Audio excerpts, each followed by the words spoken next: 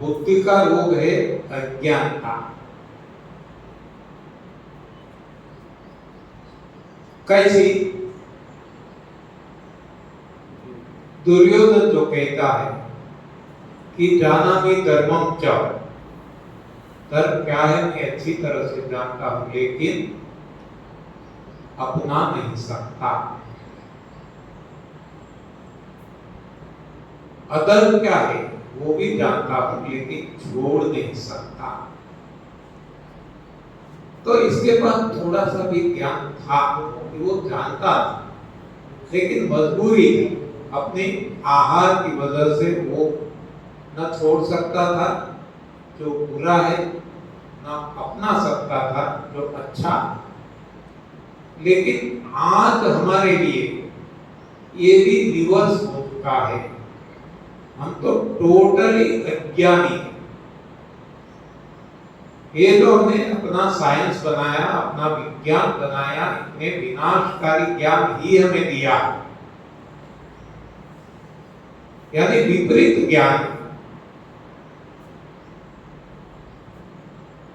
तो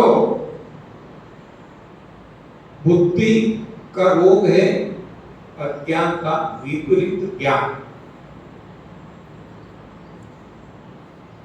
हमें चाहिए बुद्धि का सुख यानी कि सही ज्ञान। तो ये ज्ञान कब मिलेगा?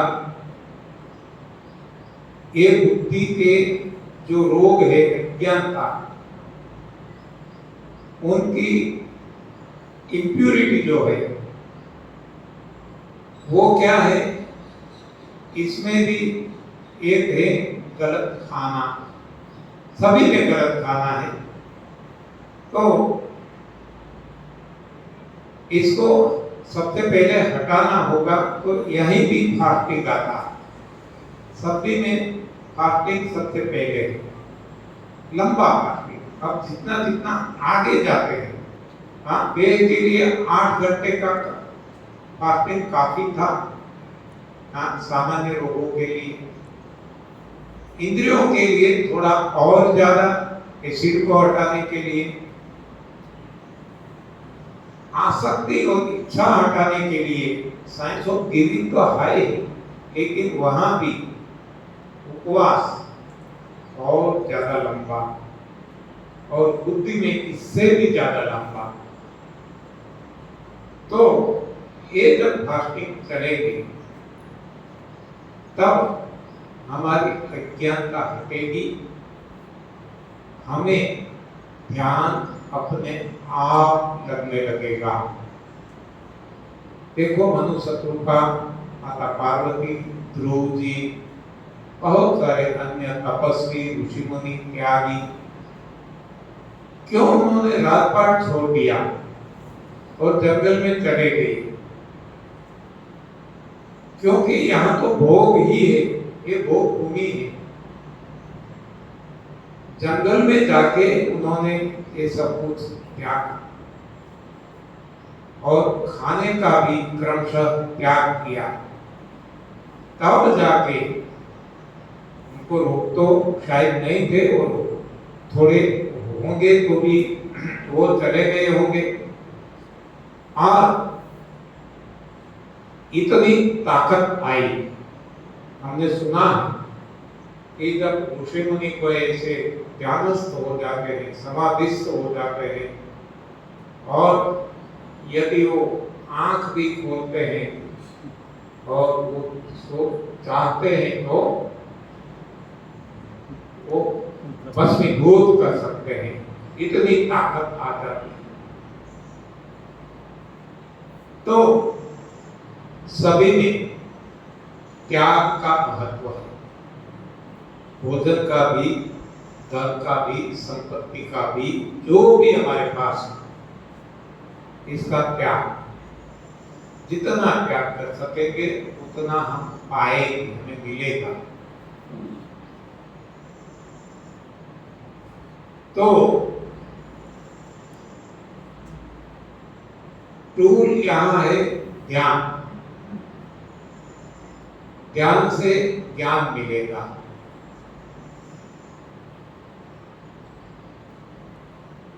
तो इस तरीके से इंद्रियां, ये देह, इंद्रियां, मन, बुद्धि के लिए हमने देख लिया, सभी में एक ही सिद्धांत काम करता है। जो भी दुख है इम्प्यूरिटी के कारण है, इम्प्यूरिटी हटा देते हैं तो दुख हट जाते हैं, सुख मिल जाता है। अब है चित्त, चैतिक सुख हमें चाहिए। तो चित्त जो है वो आज, इसके चित्त के रोग क्या है?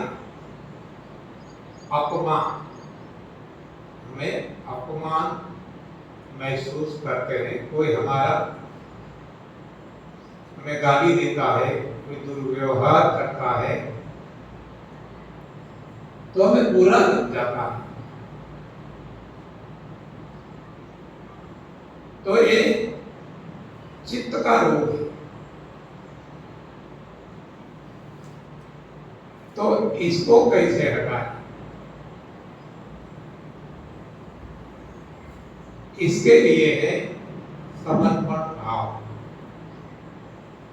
देखो, ये तब से वह सुमिरन में आ गया, तब से देह के रोग हट जाएंगे, इंद्रियों में की कमजोरी हट जाएगी, सेवा से मानसिक रोग हट जाएंगे, सुमिरन से बुद्धि के रोग हट जाएंगे, और ये है समर्पण। ये जो पूरी साधना तब से वह सुमिरन की चलेगी, समर्पण भाव अपने आप आ जाएगा। जैसे ही हम प्रभु को समर्पित होते हैं, सब कुछ अब हम खुद नहीं लेते। कबीर जी बताते हैं ना, जब मैं था हरि नहीं, अब हरि है मैं नहीं। हाँ, ये स्थिति आ जाती है, मैं और मेरा हट जाता है, मिट जाता है जब हम प्रभु को समर्पित होते हैं। श्रीमद् भगवद गीता में अर्जुन ने जितने जितने सवाल किए भगवान श्री कृष्ण को, भगवान ने सभी के जवाब दिए, हर कोई सवाल।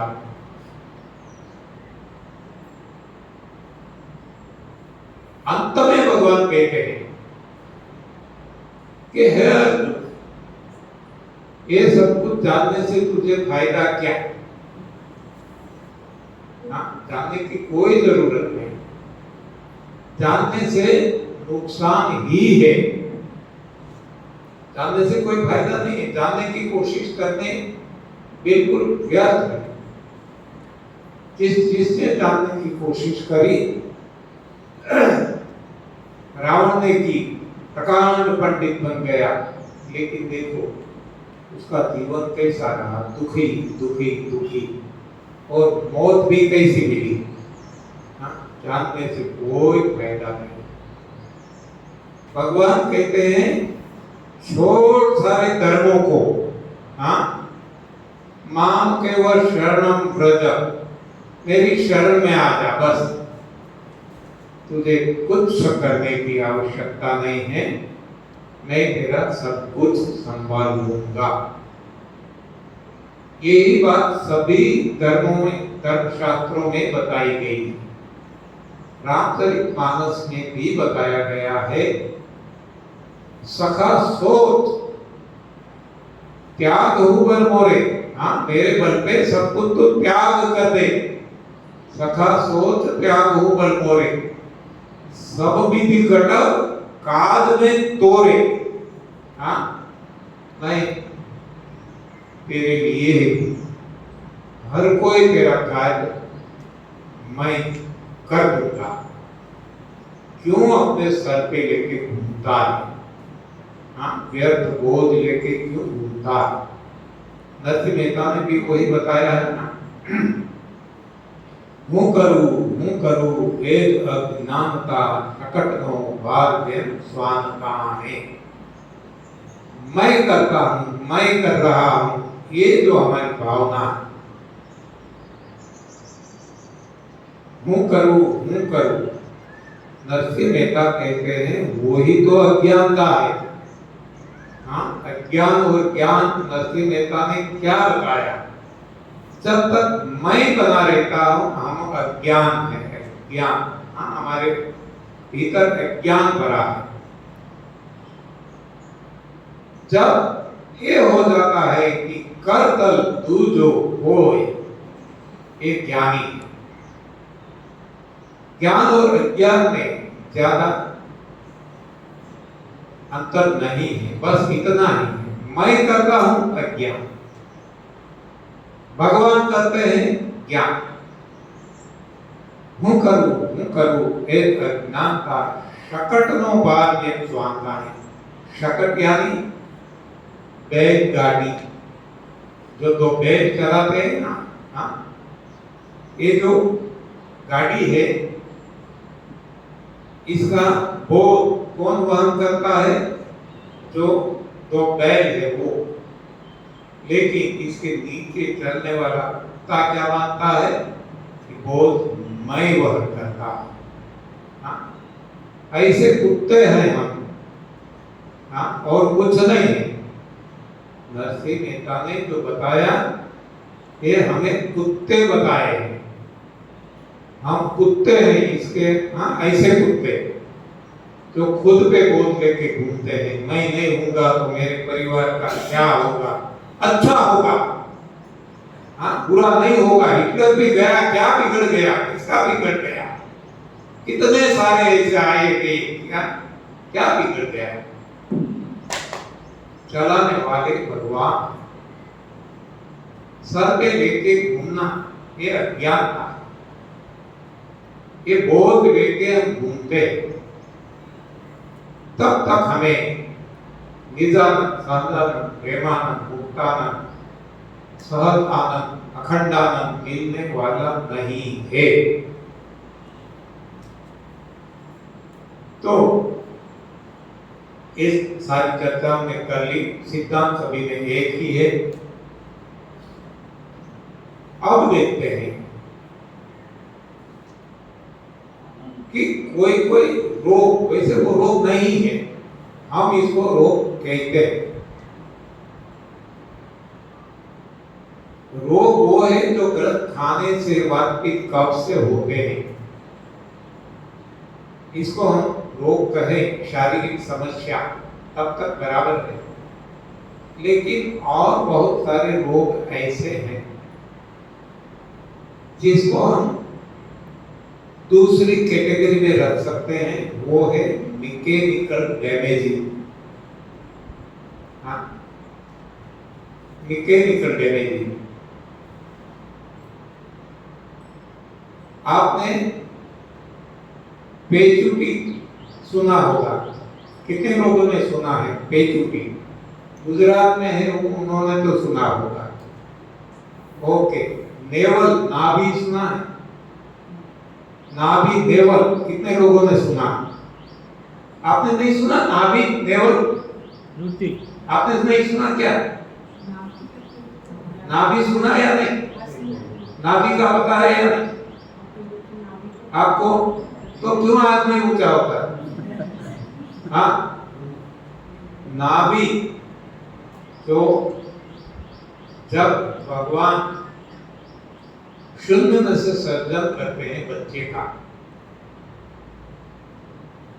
तो जहां से पोषण दिया जाता है, ये जो बिंदु है, पॉइंट है, इसको कहते हैं नाभि। सभी में, हर कोई फ्रूट में भी होगा। हाँ, यदि आप देखेंगे सभी में मिलेगा। मूंगफली भी खोलेंगे जो सूखी नहीं है, तो इसमें भी आप देखेंगे उसको पोषण जहां से मिलता है वो उसकी नाभि। हमारी नाभि ये है, बॉडी सेंटर। तो ये नाभि जब स्नायु, जैसे हमने बताया ना, वो टाइट हो जाते हैं, हीटर हो जाते हैं, अपना कार्य सही ढंग से नहीं कर सकते हैं, कमजोर हो जाते हैं। तो मान लो इस हाथ से यदि हमने कुछ वजन लिया ज्यादा, हाँ, तो क्या होगा, ये स्नायु इस तरफ खींच जाएगा। तो ये जो नेवल है, नाभि जो सेंटर में रहनी चाहिए, इस ओर खिसक जाएगी। इस हाथ से ऐसा कोई काम इस तरफ खिसक जाएगा।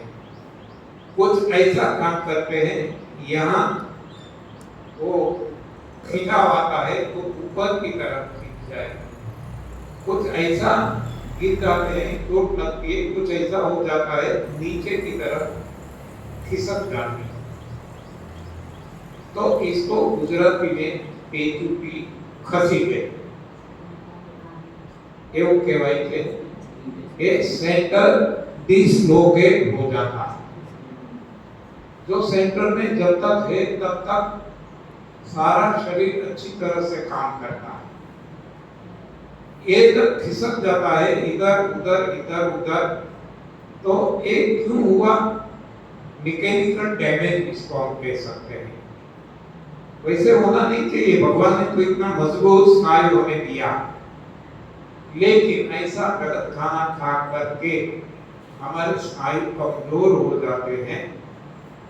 तो बार बार हाँ यहाँ कुछ ऐसा करते हैं, वजन उचकते हैं, तो इसको यहाँ से काम करते हैं, सकते हैं, तो इसको सारी 360 डिग्री में कहीं भी, केवल 4 दिशा की बात नहीं, 360 डिग्री में कहीं भी वो खिसक जाती है।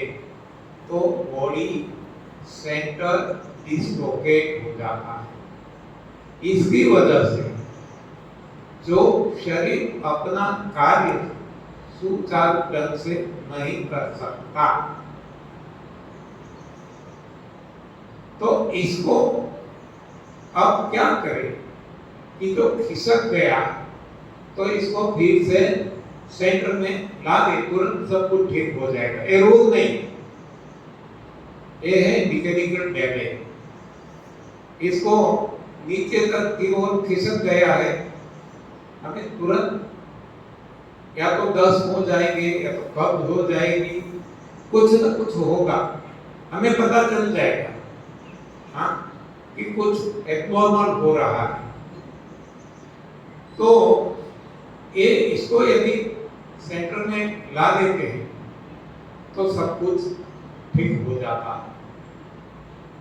देखो ये नाभि, हाँ, स्नायु हमारे वो कमजोर हो चुके हैं और हमें आदत पड़ गई है बाईं ओर ये हमारा शरीर रख के सोने की, किसी को दाईं ओर, किसी को बाईं ओर, किसी को उल्टा, कैसे भी।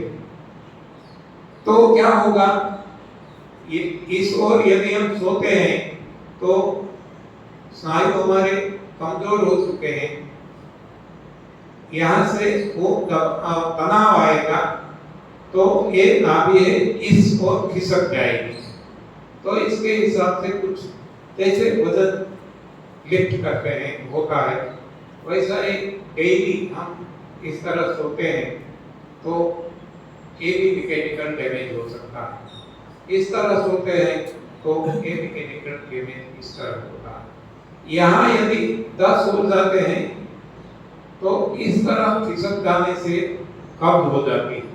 हाँ, नाना प्रकार के, ये तो मैं केवल आपको, क्योंकि ये भी मेरा अनुभव है, मेरी भी नाभि बार बार खिसक जाती थी जब मैं एडीएस फॉलो नहीं करता था। बार बार मुझे जो कोई जानकार थे उनके पास जाना पड़ता था, वो इसको अपने तरीके से, बहुत सारे इसमें भी तरीके हैं, तो वो सेंटर में ला देते हैं, सब कुछ ठीक हो जाता था। तो ये मैकेनिकल डैमेज, और वो कब होगा, जब स्नायु हमारे कमजोर हो गए हैं। जब से मैंने एनडीएस फॉलो करना शुरू किया, आज 29 साल हो गए, कभी मेरी नाभि न इधर न उधर कहीं खिसकी है, क्योंकि स्नायु मजबूत हो चुके हैं। तो मैकेनिकल डैमेज और भी हो सकते हैं। जो हमारी डिजाइन भगवान ने बनाई, हाँ सभी के हम डिजाइन बनाते हैं। मानो कि इसका हमें उपयोग करना, तो इसकी डिजाइन हमने कैसी बनाई कि फ्लोर पे जो इसका फूट है वो चौड़ा बना दिया, राउंड में या स्क्वायर हो तो स्क्वायर, राउंड कोई भी, लेकिन इतना चौड़ा बना दिया कि वो बैलेंस रख सके। अब वो चौड़ा नहीं है और हमने छोटा बना दिया तो बैलेंस नहीं रहेगा, गिर जाएगा। ये इसकी डिजाइन है। तो इसको इसी स्थिति में रखना, इसके अलावा कोई स्थिति में रखेंगे तो वो अपना काम नहीं करेगा। रेफ्रिजरेटर, तो इसमें भी हम देखते हैं कि कंप्रेसर नीचे रखा है और जो इसकी ट्यूब आदि है, जो जहाँ ज्यादा ठंडा होता है, डीप फ्रीजर है, वो ऊपर की ओर रखा है। इसके स्पेसिफिक डिजाइन, यदि इसको हम उल्टा रखेंगे तो काम करेगा नहीं करेगा। कोई भी देखो, कोई बोतल रखी है, ये रखा है, इसको उल्टा कर देंगे तो कोई भी इसको कोई इस हिसाब से रखने के लिए डिजाइन की है। आप इसको ऐसा रखेंगे, उल्टा रखेंगे तो अपना जो जिसके लिए इसको बनाया वो काम वो नहीं कर पाएगा।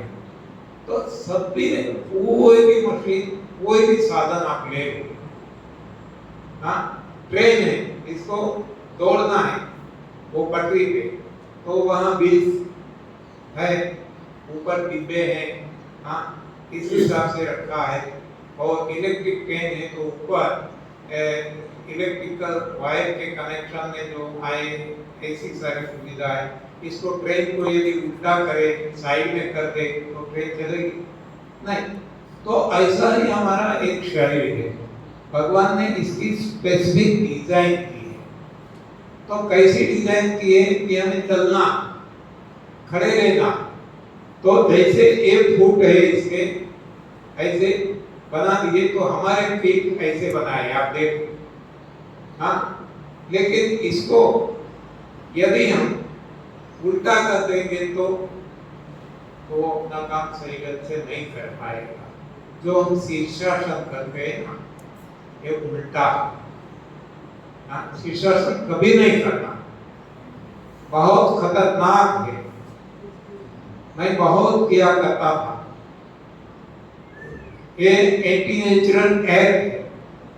देखो भगवान ने जो शरीर की डिजाइन की है, भगवान एक बहुत बड़े डिजाइनर है, आर्किटेक्चरल है, जो भी इसको नाम दे, हाँ ऑल इन वन है।